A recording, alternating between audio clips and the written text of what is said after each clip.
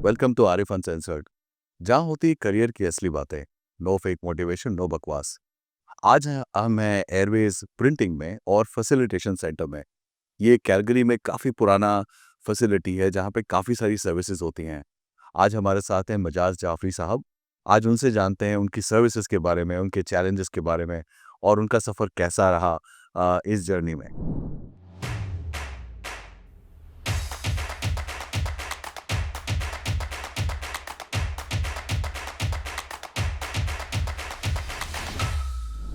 मजाज भाई, welcome to Arif uncensored. Thank you Arif भाई कि मुझको आप इसमें प्लेटफॉर्म पर मौका दिया कि मैं अपने बारे में कुछ बता सकूं, अपने बिजनेस के बारे में कुछ बता सकूं। बहुत बहुत शुक्रिया आपका। बहुत बढ़िया। तो थोड़ा-सा पीछे जाते हैं, बताएँ कि एयरवेज़ प्रिंटिंग की कहानी कहाँ से शुरू हुई? कैसे नाम आपको सूझा? कैसे प्रिंटिंग में आए आप? आरिफ भाई ये बात है सन 2003 की। वाओ! तो उस वक्त हमारे पास एक कनाडा पोस्ट की आउटलेट थी और छोटी सी हम प्रिंटिंग शॉप चलाते थे उसके अंदर ही। ओके। फिर वक्त के साथ साथ चूँकि हम उस वक्त नादरा के साथ, नादरा उस वक्त शुरू हुई थी उस वक्त। नादरा और क्या है थोड़ा-सा बताएँगे नादरा ज़रा? नादरा एक अथॉरिटी है, नेशनल एडमिनिस्ट्रेटिव डेटाबेस अथॉरिटी, जो गवर्नमेंट ऑफ पाकिस्तान की है। और जैसे कनाडा के अंदर रहते हुए आप एक सिस्टमेटिक सिन नंबर पे चल रहे होते हैं, उसी तरह से एक नेशनल आईडी कार्ड को स्ट्रक्चर डिज़ाइन कर रहे हैं ताकि अगर पूरी फैमिली का डाटा रहे सबका एक साथ। कोई भी एक आदमी जाएगा, उसको पूरी फैमिली का डाटा उसके पास मौजूद होगा। एक मिक्स जिसको आप कहते हैं कि जैसे यहाँ पे आप यूसीआई नंबर कहते हैं, sort of UCI number. Okay. तो एक नंबर वो एक डिज़ाइन करते हैं, वो एक तकरीबन मेरे ख़्याल से 2016 या 2018 से वो काम तो लाइफ़ कर, टाइम एक ही नंबर है वो वो? एक ही नंबर ओके। रहेगा, ठीक है ना? तो हम उस वक़्त से काम करते थे, उस वक़्त यहाँ पे कौंसलेट नहीं थी और उस वक़्त कौंसलेट जो थी बल्कि एम्बेसी थी उस वक़्त ऑटवा। हम यहाँ से काम बेक करते थे ऑटवा का। उस वक़्त मैनुअल होती थी सारी चीज़ें, कंप्यूटराइज़ नहीं थी। तो हम वो भी सब काम करते थे और साथ-साथ हमारी एक प्रिंटिंग छोटी-सी शॉप भी थी जिसमें हम बिज़नेस कार्ड्स वग़ैरह प्रिंट करते थे। लेकिन वक़्त के साथ-साथ फिर 2012 में मैं इस दुकान पे आ गए और यहाँ पे हमने बड़ा सेटअप लगाया जो कि आप बाद में भी आप देखिएगा बाद में कि माशाल्लाह सेटअप कैसा है हमारा। लेकिन हमारा मेन जो काम है, जिसको हम फ्रंट ऑफिस कहते हैं, वो है फैसिलिटेशन सेंटर का। ओके। जब हम कहते हैं फैसिलिटेशन सेंटर, एक बहुत बड़ा ब्रॉडर स्कोप है। जी। तो उसमें हम मुख्तलिफ़ मुल्कों के लिए, लेकिन ख़ास तौर से हम एम्फसाइज़ करते हैं पाकिस्तान के लिए, जिसमें पाकिस्तानियों के लिए पासपोर्ट है और लाइकॉप है, पावर ऑफ अटॉर्नी है, वीज़ा है। तो ये सारी चीज़ें हम फैसिलिटेट करते हैं और आज से नहीं, बहुत तकरीबन 20 साल हो गए करते हुए ये सब चीज़ें। एक्सीलेंट। तो इंडिया के लिए भी आप कुछ सर्विसेज़ करते हैं? जी, बिल्कुल। उस वक़्त इंडियन कौंसलेट भी और सब चीज़ें नहीं थी यहाँ पे, कोई भी चीज़ नहीं थी, वैनकूवर उनकी कौंसलेट थी। तो उस वक़्त हम ही थे इस पूरे नॉर्थ ईस्ट में मेरा ख़्याल से कोई नहीं करता था। या including passport photographs, fill of the forms, uh, Canadian passport form, सारी चीज़ें। तो ज़ाहिर-सी बात है, एक वक़्त के साथ-साथ एक आपको अंदाज़ा है कि अगर आपका रिलेशन बन जाता है कस्टमर्स के साथ। जी, जी, जी। तो बच्चे जो इस वक़्त छोटे-छोटे थे, माशाल्लाह वो सब जवान हो गए, वो भी अपनी फैमिली के साथ अब आते हैं।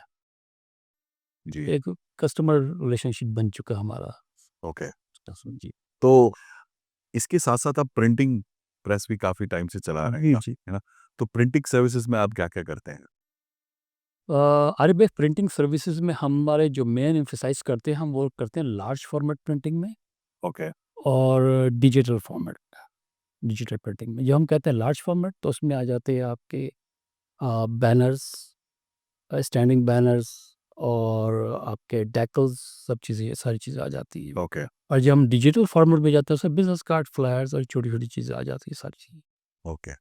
ओके, तो प्रिंटिंग में आप ये सारी चीज़ें करते हैं और फैसिलिटेशन सेंटर में आपने बताया आप इंडिया और पाकिस्तान और इसके अलावा भी कोई कंट्री को आप। जी, अफ़गानिस्तान है और वो बांग्लादेश है, सब चीज़ें हैं, ख़ासी चीज़ें होती हैं। ख़ासा यूएसए के वीज़े हैं, डिफरेंट कंट्रीज़ के वीज़े हैं, हम सब करते हैं सारी चीज़ें। तो काफ़ी चैलेंजिंग नहीं होता क्योंकि ऑब्वियसली आप दोनों एक बड़ी-बड़ी इंडस्ट्रीज़ जो हैं उनको एक ही सेटअप में चला रहे हैं। बड़ा अच्छा सवाल है आपका आरिफ भाई, लेकिन मैंने आपको बताया कि इतना वक़्त गुज़ार चुके हैं ना, जी। तो हमको पता चल चुका है, ये समझ इतने यूज़्ड टू हो चुके हैं कि कौन-सी वक़्त पे कहाँ पे चैलेंज आ सकता है हमको। जी, जी, जी। इतने कस्टमर्स को डील कर चुके हैं, तो पता चल सकता है कि इसके साथ ये प्रॉब्लम आ सकती है, तो उसको हम पहले ही कर देते हैं कि भाई ये प्रॉब्लम आ सकती है आपको, पहले कॉन्सुलेट से आप राब्ता कीजिए और उसके बाद जो है फिर जैसे कॉन्सुलेट कह दी, चाहे वो इंडिया की हो या पाकिस्तान या वहाँ से, उसके बाद फिर आप वहाँ से रुजू करें, तो वो हो जाता है। लेकिन नहीं, इस मेरे ख़्याल से इतना चैलेंजिंग नहीं रहा हमारे लिए। न्यू कमर के लिए शायद थोड़ा बहुत हो जाए, लेकिन हम चूँकि हो चुके हैं तो इसलिए इतना हमारे लिए। तो आपके पास दोनों के अलग-अलग स्टाफ होंगे जो अलग-अलग जी, जी, माशाल्लाह बगैर स्टाफ के तो नहीं चला सकते इतना बड़ा ऑपरेशन हम लोग। जी। जी, इतना बड़ा ऑपरेशन बगैर स्टाफ से तो नहीं चला सकते। तो इसमें कुछ चैलेंजेस के बारे में बताएँ कि क्या फैसिलिटेशन में होते हैं या प्रिंटिंग में क्या चैलेंजेस आप फेस करते फैसिलिटेशन सेंटर के लिहाज से अगर हम नाज़रा की बात करें, तो आजकल जो हमको सबसे बड़ा चैलेंज है वो है नाइकॉप का। हैं? ओके, क्योंकि नाज़रा जो गवर्नमेंट पाकिस्तान की एक अथॉरिटी है, अपने डिपार्टमेंट है, उन लोगों ने एक नई ऐप लॉन्च की है, जो कि आपके सिर्फ़ सेल फ़ोन पे ही होती है। ओके, तो उसमें कुछ चैलेंजेस हैं और मेरे ख़्याल से वक़्त के साथ-साथ वो भी ख़त्म हो जाएँगे। ओके, और ज़ाहिर-सी बात है, हर एक की अपनी प्रॉब्लम्स होती है, कस्टमर्स वगैरह बहुत सारी चीज़ें जो हैं वो उसको अंडरस्टैंड नहीं कर पाते। लेकिन चूँकि हम इतने अरसे से कर रहे हैं, उनको पता है कि ये इट विल टेक टाइम, कि जो ऐप आपने लॉन्च की है, उसमें बग्स भी होंगे, सारी चीज़ें वो रेक्टिफ़ाई करते-करते 2-4 महीने लग ही जाते हैं, 6 महीना। और जहाँ तक प्रिंटिंग सेक्शन की बात है, तो अब आपको मैं एक सिंपल से एक सिनेरियो बता देता हूँ, वो ईज़ी रहेगा आपके लिए, ठीक है? आप एक कस्टमर है, एक लेआउट, और आपने आकर हमको बताई ये चीज़ें। डिज़ाइनिंग डिफरेंट है, ठीक है ना? डिज़ाइन करने के बाद प्रिंटिंग डिफरेंट हो जाती है, ठीक है ना? और उसको पेस्ट करना या कटिंग करना, सब चीज़ें डिफरेंट, 3 डिफरेंट स्टेज में जाती है। ओके, और कस्टमर्स बाज़ दफ़ा ये चीज़ें रिलेट नहीं कर सकते कि आपने जो एग्ज़ैक्ट कलर दिया है, वो मॉनिटर पे आपको बिल्कुल सही नज़र आ रहा है, लेकिन जब मशीन उसको कन्वर्ट करती है अपने लैंग्वेज में उस कलर को, तो बाज़ दफ़ा फ़र्क आ जाता है। ये सबसे बड़ा चैलेंज होता है और ये बहुत कम लोग इसको समझते हैं और इसको अंडरस्टैंड करते हैं। ओके।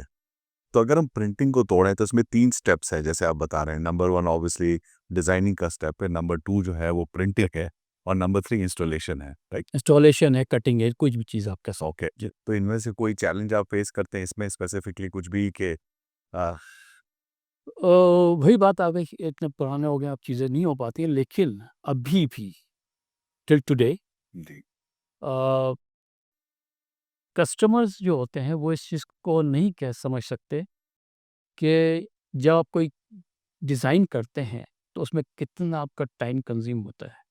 आपने सिंपली ये कह दिया कि इस प्राइस को इधर कर दो और इसको डिज़ाइन को चेंज कर दो, ठीक है ना? ये इस डिज़ाइन का कलर चेंज कर दो, इसको ये कर दो। उसमें वो समझते हैं कि 5-7 मिनट में हो जाएगा, ऐसा नहीं होता है। जी, बाज़ दफ़ा आपने एक पूरा पैटर्न बनाया होता है 8 विंडोज़ का, सही है। अगर आपने थोड़ी-सी भी चेंज की तो आपको पूरा पैटर्न चेंज करना पड़ता है बिल्कुल, और वो घंटों में चला जाता है। वो 5-10 मिनट का नहीं होता। सही बात है। और मैं समझता हूँ इवन इंस्टॉलेशन में क्योंकि वेदर कभी ठंडा, कभी गर्म वो एक अलग ही चैलेंज है। हम मना कर देते हैं, ठीक है? वजह उसकी ये है कि एक सर्टेन टेम्परेचर पे, कि मैं 3M की मैंने ट्रेनिंग की हुई है, एडवांस भी और बेसिक भी। एक सर्टेन टेम्परेचर है आपका। उसके बाद अगर आप कोई चीज़ लगाते हैं, उससे पहले अगर आपने लगा दी है, तो 24-48 आवर्स के बाद वो निकलना शुरू हो जाएगी। ओके, जी। तो विंडोज़ वगैरह इंस्टॉलेशन, तो वो हमारा ज़िम्मा नहीं है, पहले ही कस्टमर को कर देते हैं। बहुत सारे कस्टमर अंडरस्टैंड करते हैं कि फिलहाल ओपनिंग हो करनी है, आप लगा दो। यू कैन चार्ज डबल, ठीक है? ताकि हमारी ओपनिंग हो जाए, सब चीज़ें हो जाएँ। तो इस तरह के आते रहते हैं चीज़ें। लेकिन कस्टमर माशाल्लाह अच्छे हैं, ऐसा नहीं है कि सभी तंग करने वाले हैं। मेजॉरिटी में कस्टमर अंडरस्टैंड करते हैं इस चीज़ों को। ये आपने अच्छी इन्फॉर्मेशन दी जो प्रिंटिंग से रिलेटेड है और फैसिलिटेशन सेंटर से रिलेटेड है। अच्छा अब इसके अलावा अगर हम ब्रॉडली बात करें क्योंकि कई जो हमारा ऑब्जेक्टिव है आरिफ अनसेंसर्ड का वो ये है कि नए लोग या न्यू कमर्स अगर इस इंडस्ट्री में आना चाहें, तो उनके लिए कोई एडवाइस आप देना चाहेंगे? और इसके अलावा एक और मैं सवाल इसके साथ जोड़ूँगा कि जो आजकल नए एआई के टूल आ गए हैं, जैसे आपने एम्फसाइज़ किया डिज़ाइनिंग पे, तो ये कहीं न कहीं आपको लग रहा है कि ओवर द टाइम जो है ये कॉर्ल ड्रॉ, फ़ोटोशॉप जो भी डिज़ाइनिंग टूल्स आप यूज़ करते हैं, ये फेड हो जाएँगे या आपको नहीं लगता यार, है कि ज़्यादा मैं फास्ट हो नहीं समझ जाएँगे? सकता। अच्छा, ह्यूमन इंटेलेक्चुअल और ह्यूमन इंटेलिजेंस जो है ना वो डिफरेंट है। ओके, ठीक है, मैं समझता हूँ कि हो सकता है आने वाले वक्तों में मैं गलत हो जाऊँ, लेकिन अभी तक जो मैं फोर्स कर रहा हूँ, मेरा नहीं ख्याल आपको ज़रूरत पड़ेगी ह्यूमन इंटेलिजेंस की। सही बात है। ह्यूमन इंटेलिजेंस नहीं बनाया ना आर्टिफिशियल इंटेलिजेंस। एब्सोल्युटली, बिल्कुल। और जो नए लोग इस इंडस्ट्री में आना चाहें, उनको आपको क्या लगता है कि अप्रॉक्सिमेटली क्या खर्चा आएगा? उनके लिए क्या की कंपोनेंट्स होने चाहिए? क्या उनको ख़्याल रखना चाहिए? आरिफ भाई, अब मैं आपको थोड़ा बिजनेस का बता देता हूँ, जी, ठीक है ना? बिजनेस पॉइंट ऑफ व्यू से अगर मैं कहूँगा, तो आप अगर आपके अंदर पेशेंस नहीं है, कंसिस्टेंसी नहीं है, एडॉप्टेबिलिटी नहीं है आपके पास, तो बिजनेस में ना आए। ओके, ये मेन की फैक्टर्स होते हैं, ठीक है ना? आपके अंदर पेशेंस नहीं है कि आपने इन्वेस्टमेंट की है 40,000 50,000 की, आप चाहते हैं अगले दिन से आ जाए, और उसका कंसिस्टेंट नहीं रह सकती आप चीज़ों के अंदर, ठीक है ना? और वक्त के साथ साथ अडॉप्ट नहीं करेंगे टेक्नोलॉजी को आप, जी। तो फिर आप नहीं आइए। तो सबसे पहले पेशेंस आपके पास होना पेशेंस, चाहिए। ओके।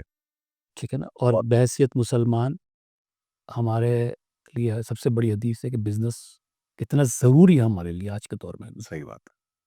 और हम लोग, मेरा ख्याल से, हो सकता है मैं गलत हूँ, मेरा ख्याल से हम अब पीछे भी इसी वजह से ही है ओके, कि अब माशाल्लाह थोड़ा बहुत शऊर आ रहा है, बिजनेस पे ट्रेंड जा रहा है, जी। लेकिन ज़्यादातर लोग अभी भी जॉब की ओर रुझान करते हैं। बिजनेस में ठीक है, थोड़ा सा टाइम लगता है, लेकिन वक्त के साथ साथ तो सेट टिपिकली हो जाते हैं। आपका सेटअप जैसे किसी को डालना है या प्रिंटिंग शॉप डालनी है, अच्छा इसमें ये ज़रूरी तो है नहीं कि हम फैसिलिटेशन सेंटर साथ में भी करें, ये दोनों अलग-अलग ओ यस। बिज़नेस भी। तो आप मुझे लास्ट टाइम बता रहे थे कि आप दोनों की फ्रैंचाइज़ भी देते हैं लोगों को कि अगर उनको इंडिविजुअल सेंटर्स जी, खोलने हैं, बिल्कुल, बिल्कुल, बिल्कुल आरिफ भाई। के बारे में थोड़ा-सा रहता गाइड ही करें। ऐसा है कि अगर कोई इंटरेस्टेड होगा, तो मेरे पास आ जाए। मैं ऑलवेज़ वेलकम, मैं खुला रहता हूँ उस चीज़ों के लिए, ठीक है ना? वो अपने बजटिंग बता दे, तो उसमें गाइड कर सकता हूँ कि इस बजट में हम ये काम करवा सकते हैं आपका, और इसमें ये मार्जिन ऑफ प्रॉफ़िट होगा, लोकेशन कौन-सी बेहतर रहेगी आपके लिए। तो ये भी एक ब्रॉड फ़ील्ड है, जी।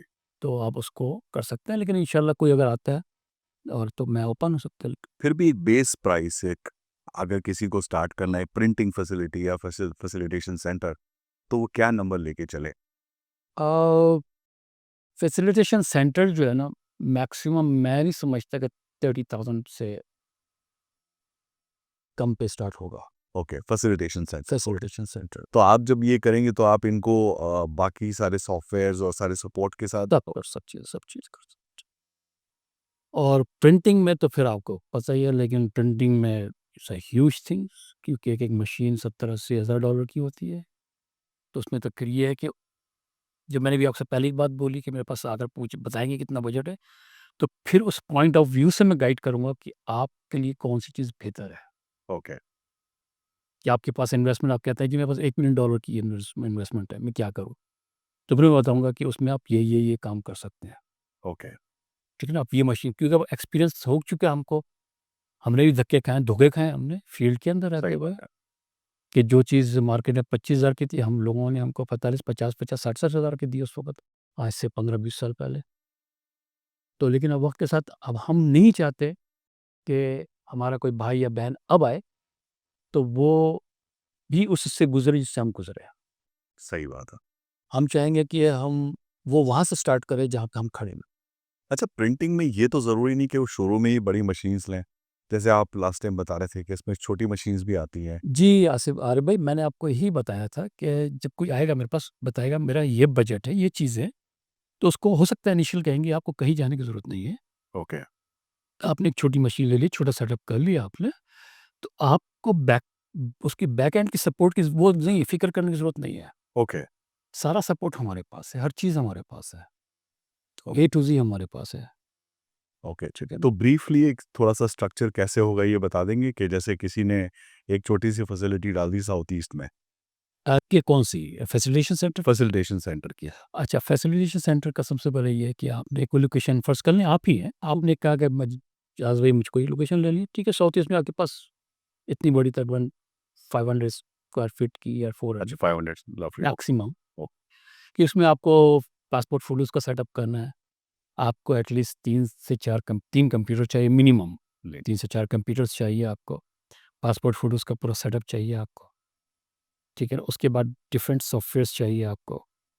ये सारे लाइसेंस जो भी और ये सारे आप प्रोवाइड वैगनर लाइसेंस्ड होंगे सॉफ्टवेयर्स वो सारी चीज़ें, ठीक है ना? उसके बाद कैमरा चाहिए, सब चीज़ें सेटअप करने के बाद आप फिर अपना कॉन्सुलेट्स के डिफरेंट फॉर्म्स हैं, ओके। ठीक है ना? बहुत सारी चीज़ें अब ऑनलाइन आ चुकी हैं, लेकिन आज से जब मेरे ख़्याल से 2008 में शायद पाकिस्तान की कॉन्सुलेट खुली थी वैनकूवर के अंदर, तो उस वक़्त ही मैंने वो जो फॉर्म्स हैं उनके कंप्यूटराइज़ बना कर दिए थे फिलेबल। तो बहुत सारे फॉर्म मैं अभी भी खुद ही फिलेबल बना लेता हूँ, जो कि वेबसाइट पे चाहे इंडिया हो या पाकिस्तान हो, जी। जो फॉर्म उनके फिलेबल नहीं होते हैं, तो हम फिलेबल बना लेते हैं क्योंकि हमारे पास लाइसेंस सॉफ्टवेयर्स होते हैं, तो हम कर सकते हैं उसको। एक नीट एंड क्लीनलीनेस आ जाती है। तो जो भी अगर इंटरेस्टेड हो तो 500 स्क्वायर फुट से के शॉप से शुरू करें, 400 से शुरू करें ओ और ये सारी चीज़ सेटअप हो। स्कैनर्स उसके पास होंगे, हाई एंड स्कैनर्स होते हैं, जो फिंगरप्रिंट्स वगैरह के लिए आपके ज़रूरी होते हैं। और स्कैनर्स हो गए, लेमिनेशन मशीन्स हो गई हैं, फैक्स हो गए, बहुत सारी चीज़ छोटी-छोटी करके चीज़ें हो जाती हैं वो। अच्छा, इसमें एक सबसे बड़ा चैलेंज आया ना बिज़नेस ऑब्वियसली का, मैंने भी फैसिलिटेशन सेंटर तो खोल लिया। जी। आपने मुझे बैकएंड पे सपोर्ट भी दे दिया। बिज़नेस डेवलपमेंट में आप कोई सपोर्ट करेंगे या अरे भाई ये आप सबकी और पाकिस्तानी भाइयों की, बहनों का की मोहब्बत है, दुआ है सबकी कि अब एयरवेज़ का ये हो चुका है कि एयरवेज़ सॉर्ट ऑफ एक ब्रांड बन चुका है।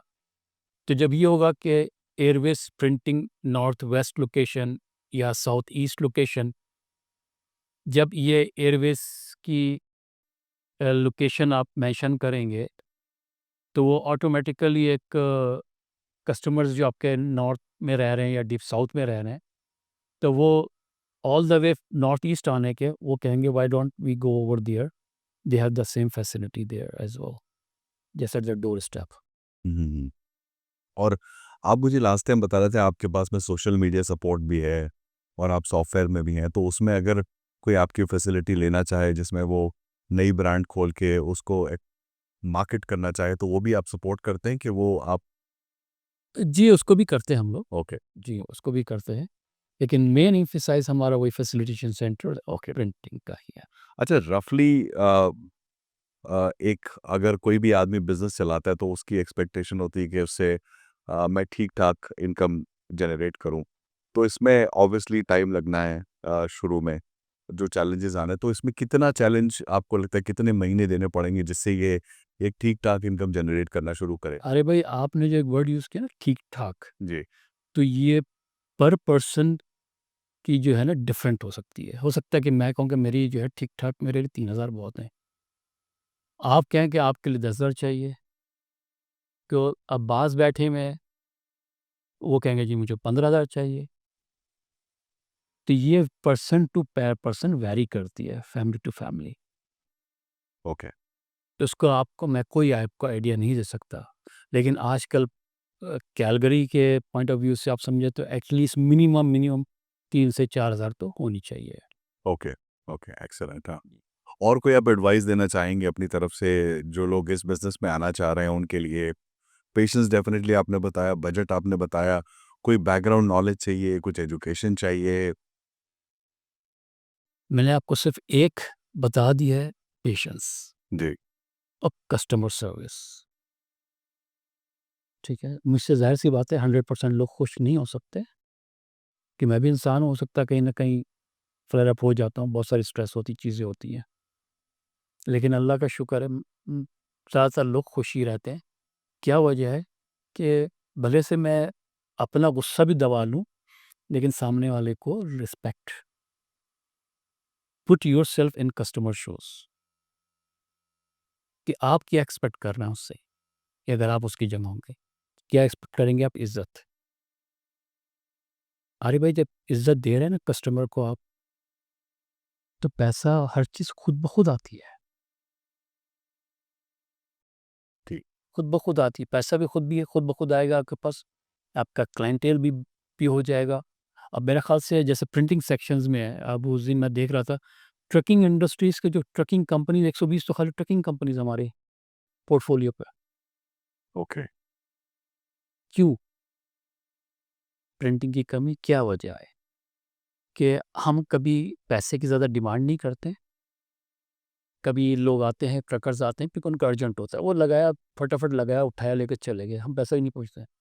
2 महीने बाद आकर कहते हैं, हमको पता होता है कि इनवॉइस हमने बनाई होती है, ऐसा नहीं है कि नहीं बनाई होती है, हमको पता होता है। कहते हैं कि जी वो सॉरी भूल गए थे, मैं यूएसए चला गया था। ट्रक लेके चले गए। ट्रक लेकर चला गया तो आपने अर्जेंट बना दिया था 2 महीने।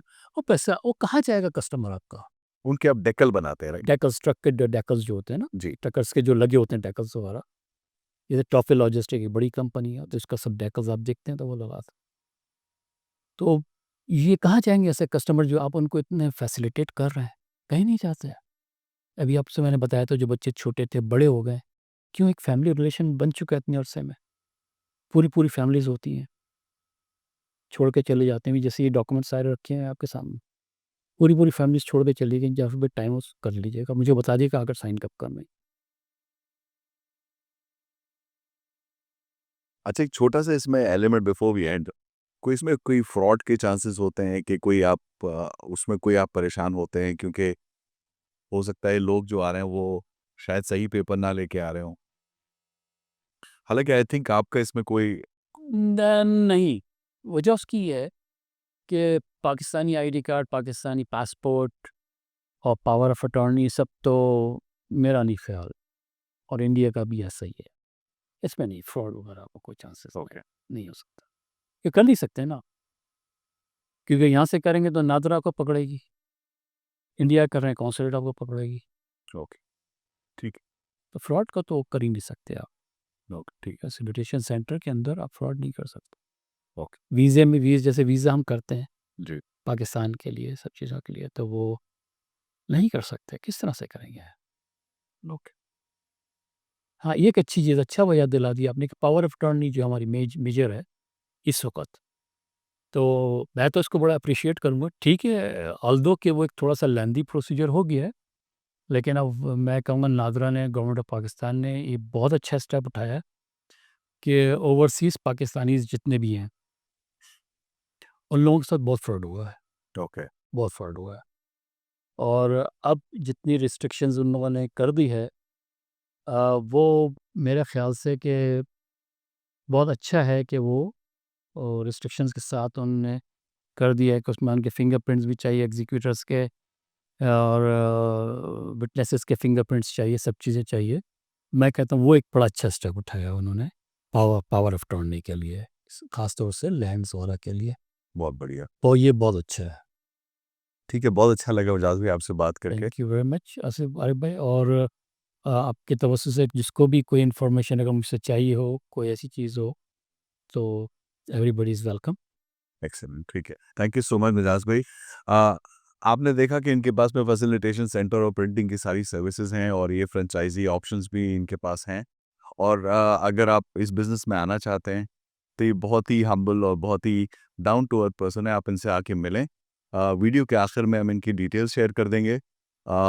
आप मोस्ट वेलकम, इनसे मिलें, इनसे बात करें, इनसे पूछें। Thank you so much.